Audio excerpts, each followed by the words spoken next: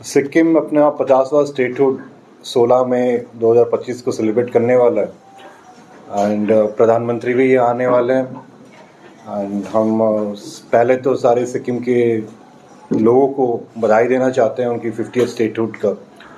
And ये भी याद दिलाना चाहते हैं कि इंदिरा गांधी एंड कांग्रेस सरकार थी जो सिक्किम को स्टेटहुड देने का काम भी किया था। कांग्रेस का ये योगदान था। लेकिन अभी जो एसकेएम पार्टी भाजपा के साथ सत्ता में है 2019 से, वो लगातार रूप से सिक्किम को एक डिज़ास्टर के पाथ में लेती जा रही है। तो अभी एआईसीसी इंचार्ज होने के बाद हम यहाँ पहला विजिट है, अपने संगठन के जितने कार्यकर्ता उनसे बात किए, कुछ सिविल सोसाइटी ऑर्गेनाइजेशन से बात किए, कुछ बुद्धिजीवियों से भी बात की एंड कुछ चीज़ बहुत ही माने भयानक सा दिख रहा है जो अभी सिक्किम के साथ चल रहा है। मैं 4-5 ऐसे मुद्दे उठाने वाला हूँ जो हमारी यहाँ सरकार नहीं हो सकती, नहीं है, ठीक है, बट हमारी आवाज़ देश में है। Leader of opposition Lok Sabha, leader of opposition Rajya Sabha, Congress party एक अहम भूमिका निभाती है देश में एंड हर एक राज्य का, हर एक प्रांत का आवाज़ उठाने का काम कांग्रेस पार्टी करती आ रही है। सिक्किम के बारे में बताना चाहता हूँ, जो लिम्बू एंड तमंग के सीट रिजर्वेशन का मामला है, आपके मुख्यमंत्री तमंग है, आपके यहाँ के जो मेंबर ऑफ पार्लियामेंट वो लिम्बू संप्रदाय से आते हैं एंड बीजेपी की सरकार केंद्र में है। ये डबल इंजन का सरकार है। तो हमारा पहला क्वेश्चन है कि अभी तक लिम्बू तमंग इनके जो जनजाति है उनको आप सीट रिजर्वेशन असेंबली में क्यों नहीं दे पाए। हमारा दूसरा सवाल है, जो 12 लेफ्ट आउट कम्युनिटीज़ है जिनको आदिवासी मान्यता मिलना चाहिए, वो अभी तक क्यों ये राज्य सरकार और केंद्र सरकार चुप है। इसको कब आदिवासी मान्यता मिलना चाहिए, कब देंगे। सीएजी का जो रिपोर्ट आया पावर डिपार्टमेंट के बारे में, उनका दूसरा रिपोर्ट 1.5 महीने पहले आया था एंड ये असेंबली में टेबल है। इसमें एक चौंकाना वाला चीज़ ये कि आउट ऑफ 3,410 करोड़ 3,410 करोड़ में रेवेन्यू जो जनरेट हुआ था पावर डिपार्टमेंट का, मात्र 1,484 करोड़ स्टेट के ट्रेजरी में गया, स्टेट की कस्टोडियल फंड में गया है। बाकी 1,925 करोड़ कहाँ गया, ये गोले साहब बताए, क्योंकि ये उठने वाला है पार्लियामेंट में। आप जितना डबल इंजन सरकार करके आप रफा दफा करते जा रहे हो, इसका जवाब तो आपको देना पड़ेगा कि 1,950 रुपया गया कहाँ। एंड बड़ी दुख की बात है कि सिक्किम ऊर्जा लिमिटेड तीसरा था, 60% स्टेक इन्होंने बेच दिया। रेवेन्यू कहाँ से आएगा। अभी मैं देख रहा था स्टेट का लोन बर्डन बढ़ते जा रहा है, कोई हिसाब किताब नहीं है, हेर फेर हो रहा है, करप्शन हो रहा है, भ्रष्टाचार हो रहा है। एंड सिक्किम की जनता, अब देश की जनता जवाब मांगेगी गोले साहब को कि आपका डबल इंजन डबल भ्रष्टाचार सरकार ये कहाँ आपका हो गया। एंड जो चौथी एंड सबसे महत्वपूर्ण इशू है अभी चल रहा है कि दार्जिलिंग और सिक्किम का मर्जर की बात हर जगह पे चर्चा हो रही है। ये बात कहाँ से आ रही है, कौन कर रहा है।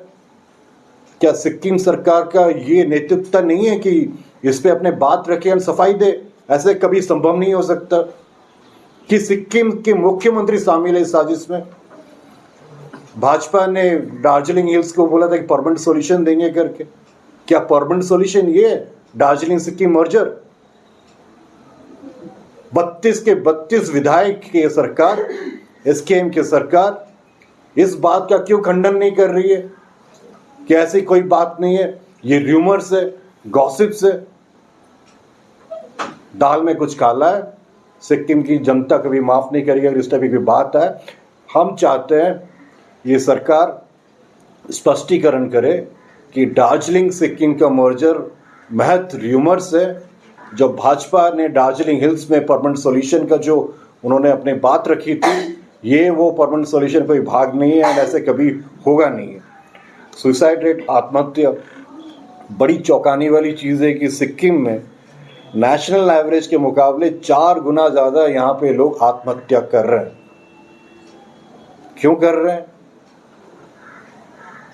Because of distress. ये मेनली आपका सर्विस इंडस्ट्री है यहाँ पे, जो इलेक्शन चुनाव से पहले बोले थे कि 25,000 नौकरी देंगे और 10,000 का जो तनख्वाह देना था वो 6 महीने से सैलरी नहीं दे पा रहे हैं। और जितना कर्ज में डूबा हुआ है सिक्किम, बहुत दिन तक ये लास्ट नहीं करेगा अगर आप कोर्स करेक्शन नहीं करोगे। ये मेन चीज़ है जो हम उठाना चाहते हैं।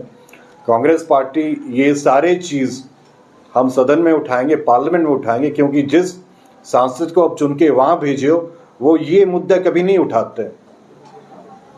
ये उठेगा और हम चाहते हैं ये सरकार जवाब दे, इस पे स्पष्टीकरण करे कि डबल इंजन का फुल मेजॉरिटी का सरकार, 32 विधायक का सरकार, केंद्र में एनडीए की सरकार, सब होने के बाद भी सिक्किम क्यों नीचे नीचे होते जा रहा है फिनेंशियली एंड इकोनॉमिकली, सोशली।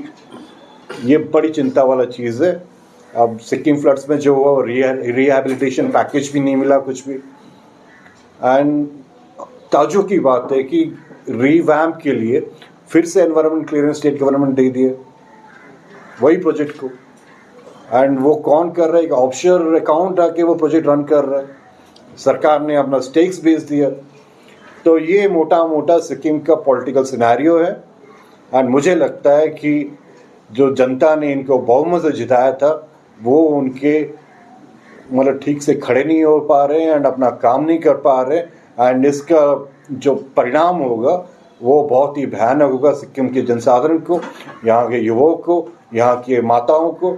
तो यही बोल के मैं अपना बात को यही विराम रखता हूँ। जो डिमांड है, जो लिंगो तामांग का सीट का इशू हो और ट्राइबल का जो इशू हो, इसमें लिंगो तामांग का बात करें तो 2002 में उन लोगों को लिंगो ट्राइबल स्टेटस मिलने के बाद 4 to 14 आप लोगों की गवर्नमेंट थी सेंट्रल में, और तब यहाँ की जो गवर्नमेंट थी वो यूपीए की पार्टनर थी और 2006 में यहाँ डिलिमिटेशन हुआ था। तो कांग्रेस क्यों फेल हुई, यूपीए गवर्नमेंट क्यों फेल हुई कि 2006 में उन लोगों को सीट नहीं दे पाई? तो ये सरकार भी तो 11 साल से सरकार में है। आप लोग आप कुछ नहीं हुआ पहले, इसका मतलब ये नहीं कि आप कभी भी नहीं दोगे। हम कुछ नहीं किए थे इसलिए हम विपक्ष में है। यहाँ पे 0 विधायक है हम लोग का। कुछ कारण था जो सरकार हम लोग नहीं कर पाए, अगर मानते हो तो। अभी 11 साल से मोदी सरकार है, डबल इंजन की सरकार 6 साल से, अभी क्यों नहीं कर रहे हो? सवाल तो वही है कि अभी क्यों नहीं हो रहा है। आप लोगों के दिन में तो डिलिमिटेशन हुआ था, अभी तक डिलिमिटेशन नहीं हुआ है। आप लोगों के दिन में तो डिलिमिटेशन भी हुआ था 2006 में, तो क्यों नहीं दे पाए? बात तो वो भी आता है ना, अभी तक डिलिमिटेशन नहीं हुआ है। आप लोगों के दिन में तो डिलिमिटेशन हुआ था, नहीं हुआ था, अभी नहीं दे पाए। उसका जो कारण था वो पिछली सरकार का था। आज के दिन में इन लोगों को क्या प्रॉब्लम है देने में? हमारा वही सवाल है। ठीक है, हम लोग नहीं कर पाए कुछ कोई कारण से, इसलिए तो हम विपक्ष में हैं। अभी तो ये सरकार फुल मेजॉरिटी है, अभी दे दो आप, नहीं तो मना कर दो, हम नहीं देना चाहते। और तो यही मेन मुद्दा है।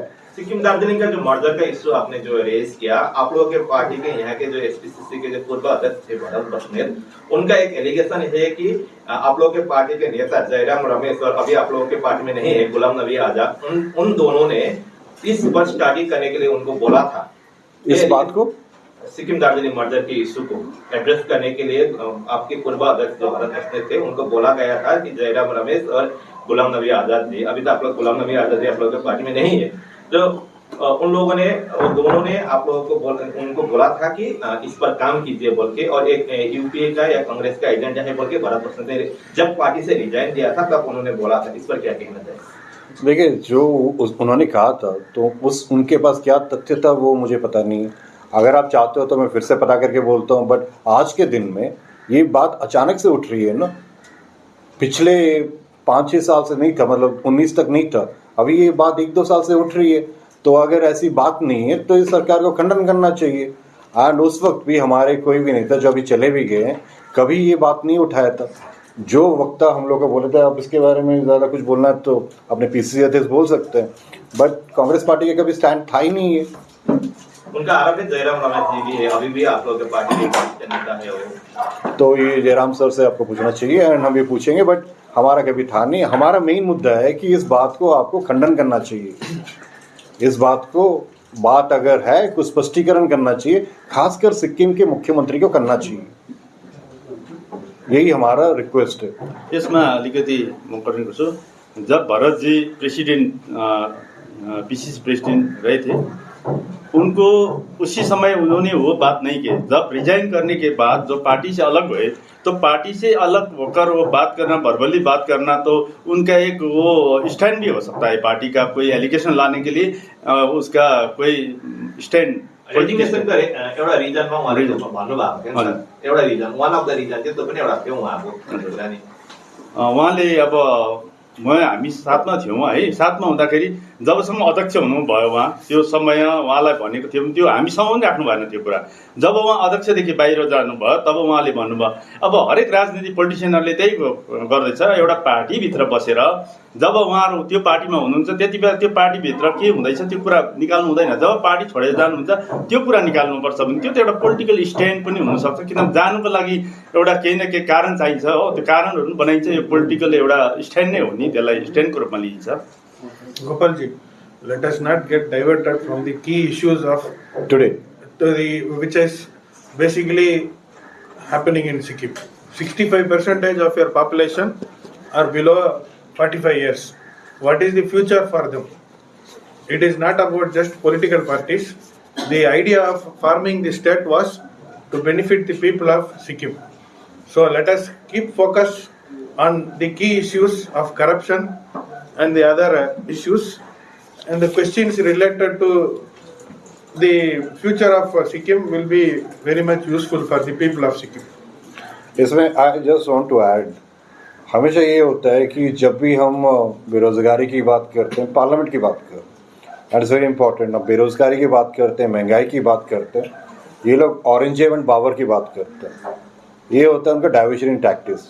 11 साल काफ़ी लंबा टाइम है, 6 साल भी काफ़ी लंबा टाइम है, डबल इंजन की सरकार है, पूरा फुल मेजॉरिटी है। आपको हमारी सवाल का जवाब दो कि आज के डेट में आप क्या कर रहे हो। औरंगजेब एंड बाबर को जाने से कोई फ़ायदा नहीं है, टीपू सुल्तान पे जाने से भी कोई फ़ायदा नहीं है। आप आज के डेट में क्या चल रहा है सिक्किम में, उसका जवाब दीजिए। Sir, one more point I would like to add. We should take the case of Manipur also, where the former CM Biren Singh was very much encouraged by the Home Minister and the present central government, and he was projected beyond his stature.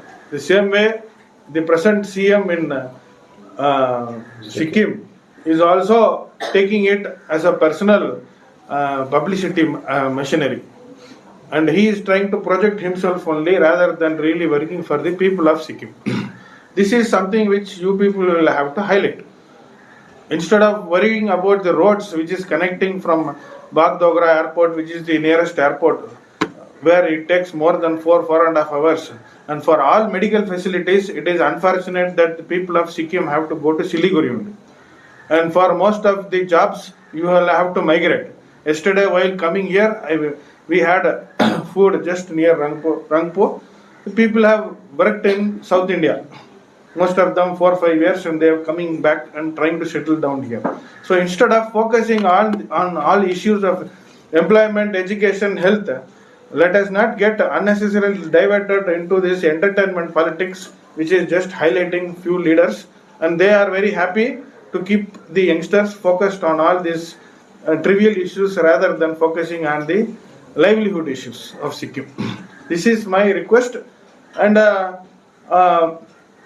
our member of parliament, who is also in charge of 4 states, along with him, I am also working here. In the next 2 months, along with our PCC president, we will be visiting all the 6 districts to find out what is the situation of the people over there, what are the local issues in each district, and we will also try to strengthen our organization to connect with the local people and create awareness regarding these issues which has been highlighted by our in charge today.